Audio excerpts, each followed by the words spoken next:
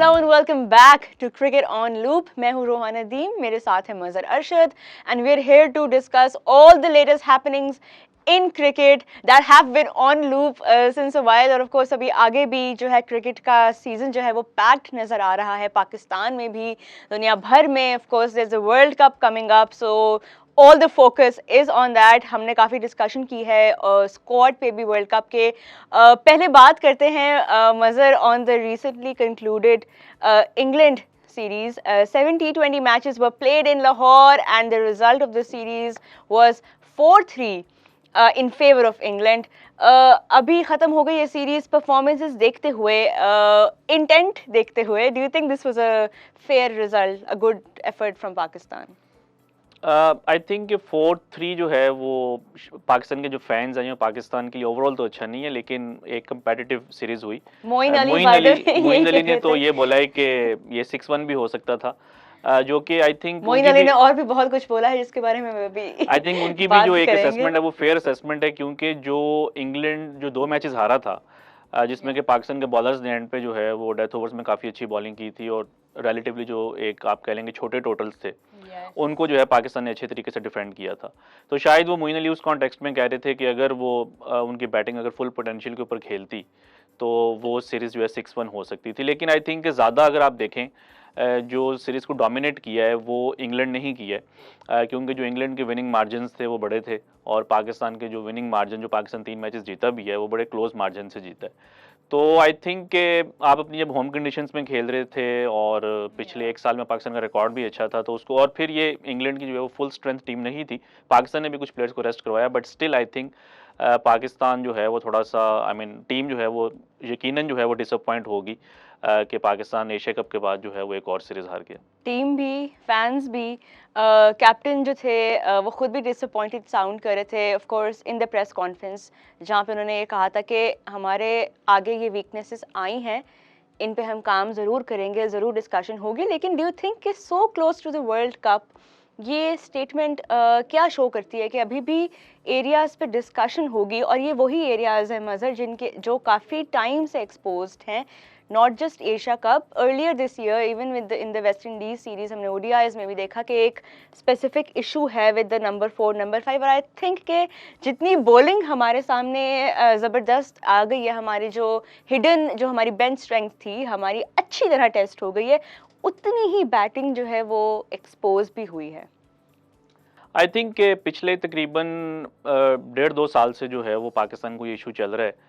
आपका जो middle order है वो उस तरीके से परफॉर्म नहीं कर रहा जिस तरीके से कि करना चाहिए, और ओपनर्स जो हैं वो अगर आपको अच्छा स्टार्ट देते भी हैं तो आई थिंक कि जो मिडल ऑर्डर है उसके ऊपर एक रन रेट का प्रेशर होता है। हम नॉर्मली बात करते हैं जी कि मिडल ऑर्डर को जो है वो अपॉर्चुनिटीज़ मिल रही हैं, लेकिन आप ये भी देखें कि उनको अपॉर्चुनिटीज़ किन पोजीशंस में मिल रही हैं। यानी कि नॉर्मली अगर उनको 18-20 ओवर्स भी मिल जाएँ बैटिंग करने के लिए, तो वो तब होते हैं जब कोई रिक्वायर्ड रेट जो है वो आपका 11 या 12 के ऊपर होता है। अगर आप आखिरी अगर आप T20 इंटरनेशनल भी देखें तो उसमें इवन दो के जल्दी बारी आ गई थी मिडल ऑर्डर की, बट जो रिक्वायर्ड रेट था वो 11-12 के ऊपर पहुंचा हुआ था। तो इस सिनेरियो में एक्सेल करना जो है ना वो काफ़ी मुश्किल हो जाता है। ओपनिंग आजकल ओवरऑल जो है दुनिया में आप कोई भी टीम ले लें, कोई भी कंडीशंस ले लें, तो मोस्टली जगह के ऊपर जो ओपनर्स होते हैं वो ज़्यादा एक्सेल करते हैं, क्योंकि पावर प्ले में फील्डर्स ऊपर होते हैं, फास्ट बॉलर्स लगे होते हैं, स्पिनर्स नहीं ऑपरेट करे। स्पिनर्स आजकल काफ़ी इकोनॉमिकल होते हैं T20 में, तो जो ओपनर्स होते हैं उनको एक जो है वो एडवांटेज होता है। बट आई थिंक कि फिर भी थोड़ा सा जो है वो पाकिस्तान के मिडल ऑर्डर ने एक बार दोबारा जो है वो डिसअपॉइंट किया। अच्छा, रिजवान की बात करते हैं। He had a really good run in this series. हर तरह से उन्होंने काफ़ी एक आउट ऑफ हिज वे जाके वो जो एफर्ट हमें नजर आया, जो कि एक टिपिकल रिजवान की तरफ से, not just in his batting but even behind the wickets, even at times when he was just laying on the ground, not feeling his best, and there were these conversations starting कि आप इनको थोड़ा rest करवाएं, maybe he needs to breathe a little bit। लेकिन रिजवान की तरफ से एक ओवरऑल काफ़ी ज़बरदस्त परफॉर्मेंस थी। बट मज़र, हम मिडिल ऑर्डर के ऊपर काफ़ी देर से बात करें, डू यू थिंक नंबर 3 जो एक पोजीशन है वो भी अब एक काफ़ी डाउटफुल हो गई कि कौन है जो वहाँ पे परफेक्टली सूटेड है? बिकॉज फ़खर जमान की जगह पे we tried Haider, we tried Shan. Do you think कि there is nobody that is willing to Really, because you have also mentioned this कि ये थोड़ा सा tricky एक position है to bat on. Power play खत्म हो गया होता है, लेकिन then you have to accelerate. You don't know नीचे जो है वो उस तरह की आपको support मिलेगी कि नहीं from the other end. You think that number 3 is also something that we really need to work on, and also, by the way, speaking of this in the context of Babar Azam and his role also in the side. देखिए रोहा, mostly जो है ना वो हम ये बात करते हैं कि पाकिस्तान का मिडिल ऑर्डर का इशू है। मैं इससे थोड़ा सा डिसएग्री करता हूँ। मेरे ख्याल में पाकिस्तान का मिडिल ऑर्डर का नहीं, मिडिल ओवर्स का इशू है। दोनों में डिफरेंस ये है कि अगर आप ओवर्स नंबर 7 to 15 देखें, ये जो मिडिल फेज होता है, इसमें अगर आप पिछले 2 सालों में देखें तो शायद कुछ लोगों को ये सुन के हैरत हो कि पाकिस्तान की जो बैटिंग एवरेज है in this phase, that is nearly 40, which is best in the world. दुनिया में सबसे जो बेस्ट बैटिंग एवरेज है इस मिडिल फेज के अंदर वो पाकिस्तान की है। लेकिन अगर आप रन रेट देखें तो इट इज़ बिलो 8, जो कि आपका जो टॉप 3 टीम्स हैं उसमें नहीं आता। तो हो ये रहा है कि इस मिडिल फेज में जब पाकिस्तान के बैटर्स आते हैं, और वो कोई भी बैटर्स हों, वो मिडिल ऑर्डर के हों या ओपनर्स हों, तो वो बहुत ज़्यादा जो है अपनी विकेट को वैल्यू करते हैं और वो उतना रिस्क नहीं लेते जितना कि लेना चाहिए।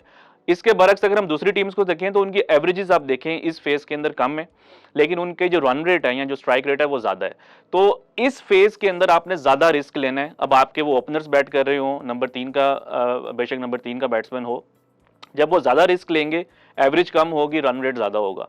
तो आई थिंक कि पाकिस्तान जो है अभी भी, स्पेशली जब आप बैटिंग फर्स्ट कर रहे होते हैं, इस फेज के अंदर जाके थोड़ा सा कंजर्वेटिव हो जाता है, जिसकी वजह से पाकिस्तान जो एक पार टोटल होता है या जो एक विनिंग टोटल होता है वहां पे नहीं पहुंच पा रहा। अभी भी आप देखेंगे कोई ऐसा नहीं हुआ कि पाकिस्तान की टीम 15 ओवर्स में ऑल आउट हो गई, या जो है वो आपकी टीम 100 के ऊपर ऑल आउट हो गई। आप ऑलमोस्ट हर मैच में 150 160 कर रहे हैं, लेकिन जो एक वो 20-30 रन जो आपने एक्स्ट्रा करने होते हैं, जो कि आपको मैच विनिंग पोजीशन में लेकर आते हैं, वो चीज़ नहीं हो रही। और अगर हम अपने ओपनर्स को भी देखें, अच्छा हमने कंडीशंस को देखना होता है। जिस तरह अगर कराची में जो है वो 140 का स्ट्राइक रेट है, तो ये ज़रूरी नहीं है कि ये अच्छा स्ट्राइक रेट है। अगर आप यूएई में 140 के स्ट्राइक रेट पे खेल रहे हैं, it's a very good strike rate. लेकिन जब आप कराची में या पाकिस्तान में खेल रहे हैं, जो कि हाई स्कोरिंग वेन्यूज होती हैं, अगर आप पाकिस्तान के ओपनर्स का स्ट्राइक रेट देखें इस सीरीज में तो दैट वाज 139। अगर आप इंग्लैंड के ओपनर्स का देखें दैट वाज 150 प्लस। तो आपने कंडीशंस को भी देखना होता है कि बाज़ औक़ात 140 जो है वो अच्छा स्ट्राइक रेट भी हो सकता है, बाज़ औक़ात बुरा भी हो सकता है। तो आई थिंक ओवरऑल जो पाकिस्तान का इशू है, जो मेजर इशू है, वो आपके मिडल ओवर्स का है। मिडिल ऑर्डर का नहीं, मिडिल ओवर्स का। Interesting perspective, you know, with the help of numbers again you have made us understand. अभी थोड़ा सा टाइम है बिफोर द वर्ल्ड कप, बहुत थोड़ा सा, लेकिन आई होप कि जो कुछ एरियाज हैं उस पर फोकस हो सके। थोड़े जो भी वीकनेसेस हमारी हैं, थोड़े डाउटफुल एरियाज हैं, ख़ासतौर पे नंबर 4 नंबर 5 के, और इवन लाइक फ्लेक्सिबिलिटी के कि किसको किस वक्त ऊपर भेजने की ज़रूरत है। आई थिंक कि थोड़ा सा time before the world cup this will be very very useful. अच्छा रोहा, मैं एक मैं पॉइंट ऐड करना चाहूँगा कि मैंने अक्सर लोगों को देखा अभी रिसेंटली कहते हुए कि पाकिस्तान के जो ओपनर्स हैं वो इस वजह से जो है थोड़ी कंजर्वेटिव क्रिकेट खेलते हैं क्योंकि पाकिस्तान का मिडिल ऑर्डर जो है वो परफॉर्म नहीं कर पा रहा, तो वो समझते हैं कि उनके ऊपर ज़्यादा जिम्मेदारी है। मैं इस चीज़ से भी डिसएग्री करता हूँ, क्योंकि अगर आप पीएसएल देखें तो पीएसएल में तो पाकिस्तान का मिडिल ऑर्डर नहीं है, उसमें तो ओवरसीज प्लेयर्स हैं। वहाँ पे भी पाकिस्तान के जो बैट्समैन हैं वो सिमिलर मेथड और सिमिलर इंटेंट के साथ खेल रहे होते हैं। फॉर एग्जांपल अगर आप मुल्तान की टीम ले लें तो मुल्तान के पास तो रायली रूसो हैं जिन्होंने अभी इंडिया में सेंचुरी की, पीएसएल अच्छा जा रहा था।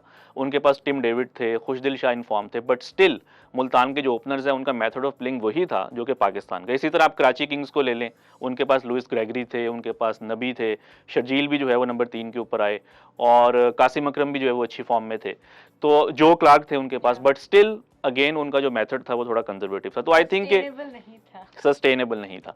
तो आई थिंक जब तक जो है वो आप इस इंटेंट को चेंज नहीं करेंगे, आपके मसले हल नहीं होंगे। आप इंडिया को देखें, इंडिया के भी अपने इश्यूज़ हैं, उनके बॉलिंग इश्यूज़ हैं, बट इंडिया पिछले साल जो है जब वर्ल्ड कप खेल रहे थे तो उनसे 150 भी नहीं हो रहा था। अब आप देखेंगे अगर उनके पावर प्ले में 2 भी आउट हो जाएं तो वो 180 200 की तरफ जा रहे हैं। तो I think this is modern day cricket. और पाकिस्तान के जो चीफ सेलेक्टर हैं मोहम्मद वसीम, उन्होंने तो इस चीज़ को उन्होंने कन्फेस भी कर लिया है कि जो दूसरी टीम्स हैं in terms of batting they are step ahead of Pakistan.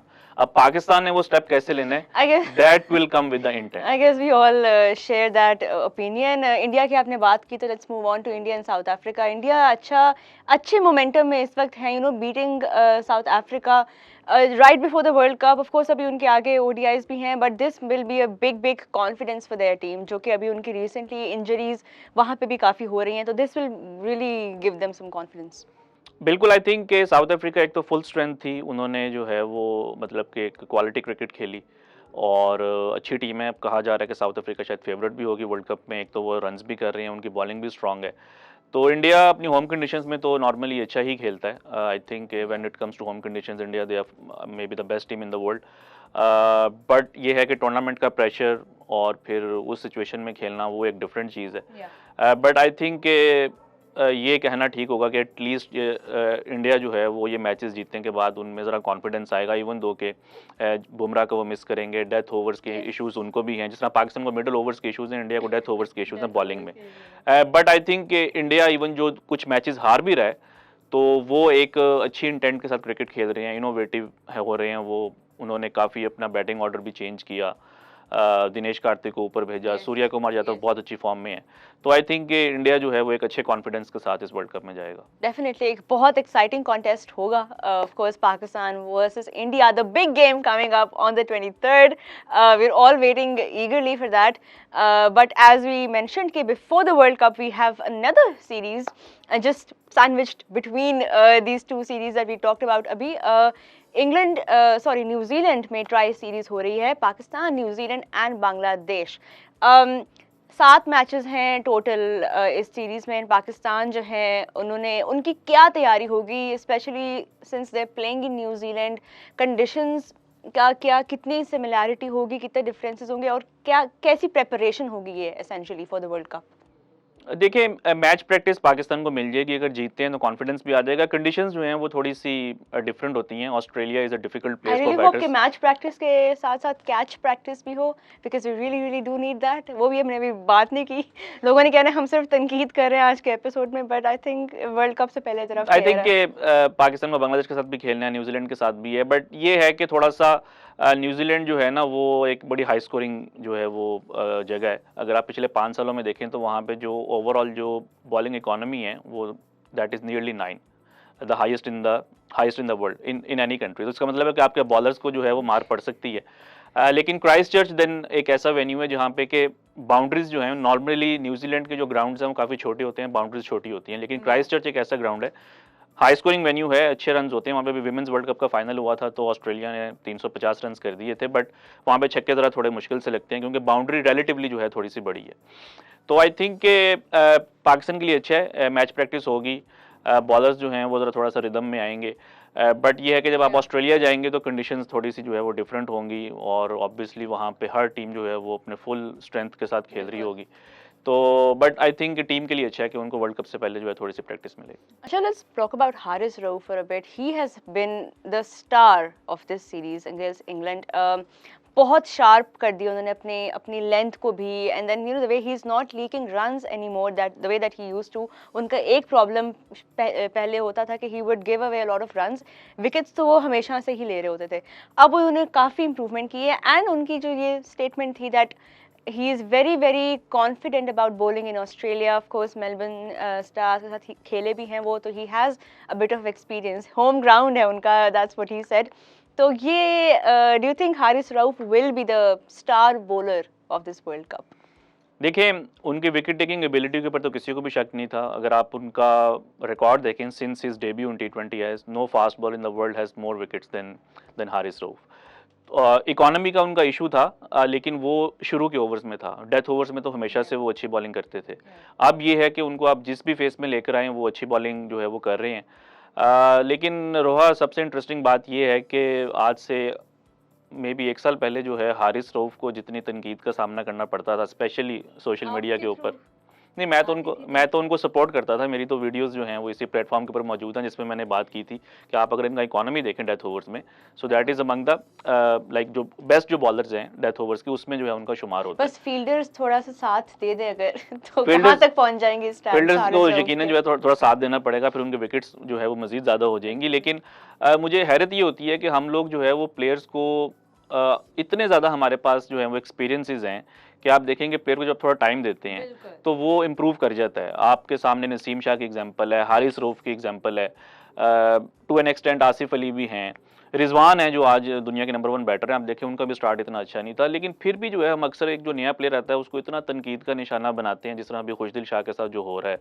और जो हैदर अली के साथ हैदर जो हो अली रहा के है। बारे में आपका क्या ख्याल है? क्योंकि अभी उनको काफ़ी टाइम तो 2 साल तो हो ही गए हैं, हम उनको देख रहे हैं। डू यू थिंक कि अभी भी एक फेयर शॉट उनको नहीं मिला है? और मतलब where do you see him setting in this batting order? देखें रोहा हैदर का जो है, अगर आप देखें पिछले साल उन्होंने 2 man of the match awards लिए थे और उस 3 मैचेस में 2 man of the match award थे उनकी 3 इनिंग्स में, और उसके बाद जो अगली सीरीज आई थी पाकिस्तान ऑस्ट्रेलिया की, उसमें उनको ड्रॉप कर दिया गया। फिर एशिया कप आया, उसमें उनको मौका नहीं मिला। तो आपका प्लेयर एक परफॉर्म कर रहा है, जब आप उसको ड्रॉप कर देंगे, उसको प्रॉपर मौका नहीं देंगे, तो फिर उसके लिए भी मुश्किल हो जाएगा। देन हम बात करते हैं अपॉर्चुनिटी मिली है, वो अपॉर्चुनिटी क्या मिली है कि 220 का टारगेट है और आप हमें 18 ओवर्स में चेस करके दें। इस तरह की आप अपॉर्चुनिटी दुनिया के जो बेस्ट बैटर्स हैं आप उनको दें, वो भी फेल हो जाएंगे। तो आई थिंक कि जब तक आप बट ज़रूरी नहीं है ना कि अपॉर्चुनिटी का ये मतलब हो कि वो आए और वो 50, 60, 100 करके जाए। लेकिन एक एक होता है ना कि इंटेंट, जो हम आजकल वर्ड बहुत सुन रहे हैं, कि एक स्पार्क नज़र आए कि he went out there, he tried. लेकिन जिस तरह की शॉट्स उन्होंने इस सीरीज़ में ख़ास तौर पे खेली हैं, do you think that he is really right in the right state of mind to be attempting those shots देखें इंटरनेशनल रोहा, मैच में? अगर आपको टीम की तरफ से इंस्ट्रक्शन ये हो कि आपने शॉट्स नहीं मारनी है या आपने विकेट के ऊपर स्टे करना है और वो उस प्लेयर की नेचुरल गेम नहीं है, तो उसमें आप प्लेयर को ज़्यादा ज़्यादा ब्लेम नहीं दे सकते। और आप देखें कि नेचुरली जो है वो एक ओपनिंग बैटर हैं। आप अगर उनका डेब्यू देखें, उन्होंने इंग्लैंड में जो उन्होंने 50 की थी, वो ऊपर के नंबर के ऊपर आके जो है उन्होंने बैटिंग की थी या उनको ज़्यादा ओवर्स मिले थे। और उसके बाद आप देखेंगे उनको कितनी अपॉर्चुनिटीज़ मिली हैं। या अगर मैं समझता हूँ कि अगर आप ओपनर को खिला रहे हैं तो आप उसको एज़ एन ओपनर खिलाएँ। अगर वो एज़ एन ओपनर नहीं खेल सकता तो आप उसको 5 या 6 के ऊपर कर दें, जिस तरह ऑस्ट्रेलिया करता है। आप मैथ्यू वेड को देखें, मार्कस स्टोइनिस को देखें, ये ऑस्ट्रेलिया की डोमेस्टिक क्रिकेट में टॉप ऑर्डर बैटर्स हैं। लेकिन ऑस्ट्रेलिया के लिए क्योंकि उनके ओपनर सेटल्ड हैं, David Warner and Aaron Finch, अब तो खैर कैमरन ग्रीन भी आ गए हैं, तो वो उनको जो है आखिरी ओवर्स में बैटिंग करवाते हैं, क्योंकि जो ओपनर होता है वो यूज्ड टू होता है फास्ट बॉलर्स के अगेंस्ट। तो जब आप उसको मिडिल ओवर्स में लेकर आएंगे वो स्ट्रगल करेगा। तो बेहतर ये है कि आप उसको फास्ट बॉलर्स के ऊपर ही खिलाएं। तो आई थिंक कि जब तक आप फ़खर जमान को देख लें कि आपने जब उनको ओपनर से नंबर 3 पे किया, उनसे भी जो है वो परफॉर्म नहीं हुआ। बट मैं ये समझता हूँ कि टी20 क्रिकेट में 8-10 इनिंग्स के ऊपर जो है वो किसी भी प्लेयर को जज करना जो है थोड़ा सा अनफेयर है। आप हिस्ट्री जो है वो इन चीज़ों से जो है वो मतलब भरी हुई है कि नॉर्मली जो है वो 15-20 मैचेस जो हैं वो प्लेयर्स को लग जाते होते हैं एस्टैब्लिश होने में। अगर आप अभी ऋषभ पंत को देखें, 50 मैचेस वो खेल चुके हैं टी20 इंटरनेशनल्स, लेकिन वो अभी तक अपने आप को एस्टैब्लिश नहीं कर पाए, क्योंकि उनका भी वही रोल है। बेसिकली वो टी20 क्रिकेट में अगर आप देखें उनका एज एन ओपनर ज़्यादा अच्छा रिकॉर्ड है और अब इंडिया ने उनको ट्राई भी किया एज एन ओपनर। लेकिन क्योंकि जब केएल राहुल खेलते हैं, रोहित शर्मा खेलते हैं, विराट कोहली खेलते हैं, तो उनको नीचे आके बैटिंग करना पड़ती है, जो कि मुश्किल हो जाता है। मैं हैदर अली की परफॉर्मेंस को डिफेंड नहीं कर रहा। आई थिंक कि उनको इम्प्रूवमेंट की ज़रूरत है, बट थोड़ा सा जो है आई थिंक उनको बेनिफिट देना पड़ेगा कि उनको उस तरीके से अपॉर्चुनिटीज़ नहीं मिली जिस तरीके से उनको मिलनी चाहिए थी। अभी ये ट्राई सीरीज जो है, इसमें डू यू थिंक कि Babar Azam could try and come in one down and maybe promote Fakhar, maybe try and solve this issue a little bit? और do you think कि क्योंकि हमने ये वसीम अकरम ने भी यही बात की थी कि वो इस पोजीशन पे रन्स कर रहा है, and if I was in the management I wouldn't ask him to come one down because it's unfair to him, but he's also the captain. Do you think कि maybe he could try coming one down इस series में? क्योंकि अगर अभी नहीं करेंगे try, फिर तो आगे टाइम देखिए पाकिस्तान पहले ये ट्राई कर चुका है, लेकिन होता ये है कि हर सीरीज के अंदर आपको एक ऐसी पार्टनरशिप मिल जाती है जिसमें 200 रन हो जाते हैं, 150 रन हो जाते हैं, तो फिर आप डिस्ट्रैक्ट हो जाते हैं, फिर अपनी पुरानी चीज़ों को भूल जाते हैं। तो वो आई थिंक कि ये ओकेजनली आपको इस तरह की पार्टनरशिप्स मिलती रहेंगी, लेकिन जो मैं वर्ड यूज़ करता हूँ कि सस्टेन नहीं आप कर पाएंगे ये वाले मेथड के साथ। और वो हमने कई बार देखा है कि आपकी एक अच्छी पार्टनरशिप होगी, लेकिन उसके बाद फिर आपको वो मुश्किलात भी होती हैं। तो आई थिंक कि ओपनिंग पेयर को पाकिस्तान को स्प्लिट करना चाहिए, बट आई डोंट थिंक कि Babar should be at 3। I think Rizwan को जो है नंबर 3 के ऊपर आना चाहिए, क्योंकि बाबर जो है वो नेचुरल एक स्ट्रोक प्लेयर हैं, पावर प्ले को ज़्यादा अच्छा वो यूटिलाइज कर सकते हैं, वो ज़्यादा जो है बाउंड्रीज को गेन कर। आप देखें अगर बाउंड्री परसेंटेज आप देखें तो बाबर आजम की ज़्यादा है। तो आई पर्सनली थिंक कि अगर आप ओपनिंग पेयर को स्प्लिट करते हैं तो बाबर शुड ओपन और रिजवान को जो है वो नंबर 3 Even के with the ऊपर। kind of run that Rizwan has been getting. Babar भी आउट ऑफ फॉर्म तो नहीं है, देखिए बाबर ने एज एन ओपनर सेंचुरी की, देन उन्होंने एक 87 की इनिंग्स खेली, तो अगर आप उनको नंबर 3 पे करते हैं तो वो भी अनफेयर है। और पास में अगर आप देखें, जब पाकिस्तान ने 150 रन की पार्टनरशिप की थी इंग्लैंड में, बाबर एंड रिजवान, तो नेक्स्ट सीरीज में वेस्ट इंडीज में बाबर केम एट 3। इसी तरह जिम्बाब्वे में जो है वो एक मैच था, उसमें बाबर केम एट 3। तो अगर बाबर जो है नीचे 3 पे आ सकते हैं, तो आई थिंक रिजवान भी जो है वो, क्योंकि ओपनिंग में और नंबर 3 में ज़्यादा फर्क तो है नहीं, जब आप एक ओपनर को खिलाएंगे जो कि अग्रेसिव ओपनर होगा, तो उसके आउट होने के चांसेस भी ज़्यादा होंगे। तो अगर वो जल्दी आउट हो जाता है, तो आप फिर सोच सकते हैं कि जी आप जो है नंबर 3 के ऊपर एक ऐसे प्लेयर को भेज दें जो कि ज़रा इनिंग्स को स्टेबल कर सके।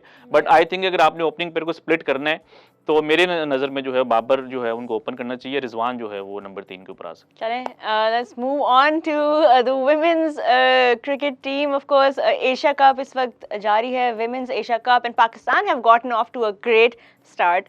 तो एक कंसिस्टेंट हमें जीत जो है वो नज़र आ रही है, at least from the women side. 2 matches हम जीत चुके हैं मज़र अभी तक, और एक सॉलिड स्टार्ट है, अच्छे मार्जिन से जीते हैं, ये नहीं कि बहुत ही nail biters. We won both matches by 9 wickets, तो एक अच्छा साइन ओवरऑल, ख़ास तौर पे पाकिस्तान के जो टॉप ऑर्डर है उनकी बैटिंग का उनके लिए। जी बिल्कुल, आई थिंक कि एक तो ये है कि बांग्लादेश ने पाकिस्तान को वर्ल्ड कप में हरा दिया था इस साल, वो 50 ओवर्स वर्ल्ड कप था, तो एक इसका मतलब उनकी अच्छी टीम है, तो उनको उनकी होम कंडीशंस में हराना, I think it was a good win for Pakistan, and then they beat Malaysia as well. दोनों 9 विकेट से जीते, तो आपके बॉलर्स ने जो अच्छा परफॉर्म किया, उमाइमा सुहेल एंड डायना बेग, इन दोनों ने जो है बड़ी अच्छी बॉलिंग किया। फातिमा सना जो कि अभी अवेलेबल नहीं है, तूबा हसन ने भी पहले मैच में she got man of the तो match, player of the match. तो जो फातिमा सना है उनकी गैर मौजूदगी में, जो कि इस टाइम आई थिंक पाकिस्तान की बेस्ट जो है सीमर है, तो उनकी कमी भी महसूस नहीं होने दी। और लग ये रहा है कि शायद इस एशिया कप में पाकिस्तान और इंडिया का ही जो है वो फाइनल होगा, जो कि होना भी चाहिए, क्योंकि श्रीलंका एक और स्ट्रांग टीम है, लेकिन पाकिस्तान ने भी श्रीलंका को अपनी होम कंडीशंस में हराया था, कराची में जो सीरीज़ हुई थी इस साल, तो वो भी थोड़ा सा पाकिस्तान में कॉन्फिडेंस होगा। और अभी पाकिस्तान इंडिया का मैच होना है, यानी कि अभी पाकिस्तान का जो सबसे अभी मुश्किल कुछ मैच टफ है, मैचेस हैं जो आगे। जो मुश्किल मैच है वो बाकी है, श्रीलंका के साथ भी होना है। तो लेट्स होप के पाकिस्तान इसी तरह खेलता रहे, एक अच्छी प्रैक्टिस भी होगी प्लेयर्स की, अगर जीतेंगी तो कॉन्फिडेंस आएगा। और फिर अब जो विमेंस वर्ल्ड कप होना है साउथ अफ्रीका में, उसके जो फिक्सर्स हैं वो भी आईसीसी ने अनाउंस कर दी हैं, और उसमें पाकिस्तान और इंडिया सेम ग्रुप में है, और पाकिस्तान इंडिया का उसमें भी मैच है केप टाउन में। तो लेट्स होप के यहाँ पे इंडिया पाकिस्तान का फाइनल हो, और फिर उसके बाद हमें एक और इंडिया पाकिस्तान का मैच देखने को मिले वर्ल्ड कप। और पाकिस्तान मैचेस जीते दोनों जी ये भी वो बिल्कुल बिल्कुल इम्पोर्टेंट होप यही है।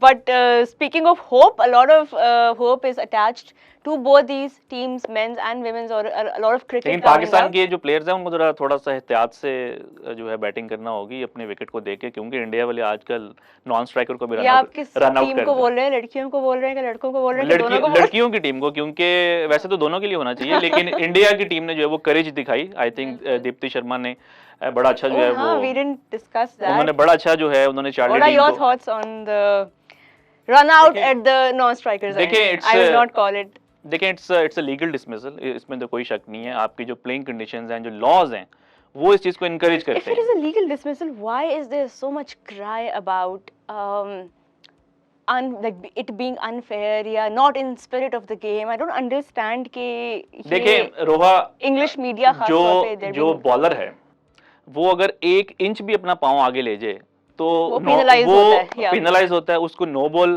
का जो है वो रन जो है कंसीड करना पड़ता है, देन फ्री हिट। और जो बैटर है वो जितना मर्जी आगे चला जाए, वो स्पिरिट ऑफ क्रिकेट के या स्पिरिट ऑफ स्पोर्ट के अगेंस्ट वो चीज है कि एक बैटर जो है वो एडवांटेज ले रहा है, और मतलब कि वो अगर अपनी क्रीज में रहे तो वो रन आउट भी हो सकता है। तो वो जो इतना एक दो यार्ड जो है वो आगे चला जाता है और वो इतना अनफेयर तरीके से जो है वो रनिंग कर रहा है, उसके ऊपर कोई बात नहीं करता। तो आई थिंक ये एक बस माइंडसेट बना हुआ था, माइंडसेट की बात ही थी। इस नैरेटिव को जो है वो चैलेंज किया जा रहा है। और आप देखें कि एमसीसी जब भी जो है वो प्लेइंग कंडीशंस को चेंज करता है, तो वो हमेशा जो है वो इस तरफ जा रहा है कि वो इनकरेज कर रहा है बॉलर्स को कि आप अगर ये करते हैं तो ये कोई मतलब कि इलीगल चीज नहीं है। एक चीज जो कि बाय लॉ है, जो कि लॉज में एग्जिस्ट करती है, आप अगर उसको प्रैक्टिस कर रहे हैं तो वो कैसे जो है स्पिरिट ऑफ क्रिकेट के अगेंस्ट हो सकती है। आई नो इसमें कोई बहुत मतलब कि काफी जो हमारे जो सीनियर जो अपना जो ग्रेट क्रिकेटर्स हैं, जरा स्टुअर्ट ब्रॉड हो गए और भी कई प्लेयर्स हैं जो कि इस चीज से एग्री नहीं करते। हमें रिस्पेक्टफुली जो है वो उनसे डिसएग्री हम कर सकते हैं, बट अगर आप ओवरऑल ओपिनियन देखें लोगों का, तो वो अब इसी तरफ जाता जा रहा है कि आपको ये चीज़ करनी पड़ेगी और आपको इस चीज़ को नॉर्मलाइज करना पड़ेगा। मतलब कि ये कोई तरीका नहीं है कि बॉलर थोड़ा सा आगे चला जाए तो आप उसको फ्री हिट भी उसको करनी पड़ेगी, नो बॉल भी है और बैटर जो मर्जी करता रहे। वैसे ही जो है ज़रा हमारा जो माइंडसेट है क्रिकेट में, वो ज़रा बैटर्स की तरफ थोड़े से हम बायस्ड होते हैं, तो बॉलर्स को भी ज़रा थोड़ा लॉज भी सा जो थे वो काफी अरसे से बैटर्स की तरफ ही बायस थे, अब जाके लॉज भी थोड़ी आप मतलब कि बॉलर्स को भी थोड़ा सा एडवांटेज मिलना चाहिए। हर चीज़ आप जो बैटर्स हैं उनकी So फेवर do you में तो think नहीं कि कर सकते। पाकिस्तान के जो बॉलर्स हैं, do you see any of them doing this kind of thing? या do you think कि हमारे जो बॉलर्स हैं they're very देखिए पाकिस्तान nice at की heart? पाकिस्तान की वार्निंग दे के बस पाकिस्तान की जो मेंस डोमेस्टिक क्रिकेट है उसमें तो इस तरह की एक दो वाक़यात हो चुकी हैं। 2-3 साल पहले काज़ीम ट्रॉफी में भी हुआ था, बड़ा एक क्रूशियल मोमेंट था, मैच फंसा हुआ था। इंटरनेशनल क्रिकेट में पाकिस्तान ने अभी तक कोई ऐसी हरकत नहीं की जो कि करनी चाहिए। पाकिस्तान के साथ हो चुकी है। अंडर 19 वर्ल्ड कप के अंदर जो है वो पाकिस्तान के बैटर थे, हुरैरा थे, तो उनको नूर अहमद ने जो है वो इस तरह आउट कर दिया था साउथ अफ्रीका में। तो I think under 19 world cup में तो 2 बार ऐसे हो चुके हैं, वेस्ट इंडीज ने भी किया था। चलें, लेट्स सी अभी आगे ये कितना नॉर्मलाइज होता है, क्योंकि जाहिर है if it is within the laws then I think what really needs to change is the way we perceive it and the way the media talks about it, the way the conversation is built around it. तो ये बड़ा ज़रूरी था ये होना, और इसी बहाने विमेंस क्रिकेट को भी एक इतनी अच्छी हाइप मिली है। People are talking about that match still अभी तक। सो यू नो एक अच्छा सेट हो गया एग्जाम्पल कि you know it is fair, it is within the laws and It was always fair. England आगे कभी It was always attempt करना fair, चाहे तो but कुछ प्लेयर्स जो हैं वो इस चीज़ को अटेम्प्ट नहीं करते। आई होप कि इसके बाद जो है वो मजीद कुछ क्रिकेटर्स में करी जाएगी। अश्विन तो कहते हैं कि मैं तो, उन्होंने तो बोला भी, वो शुरू से Yeah. उनका ये एक उनका पॉइंट ऑफ व्यू है कि मुझे जब भी अपॉर्चुनिटी मिलेगी मैं करूंगा। उन्होंने जॉस बटलर को भी किया था उन्होंने आईपीएल में। नहीं, आई थिंक इट्स फेयर। बिल्कुल, अब बैटर्स को भी अपने अपने क्रीज के बिहाइंड रहने की डिसिप्लिन जो है ये बड़ा एक अच्छा, बहुत टाइमली था ये। लेट्स सी कितना नॉर्मलाइज होता है ये, but this is all we have for you in this episode. Of course a lot of action coming up as we discussed, tri series then world cup. So थोड़ा chance अभी Pakistan team को और मिलेगा to really pull up their socks and work on their weaknesses. We will catch you in the next episode and thank you for joining us on cricket on to.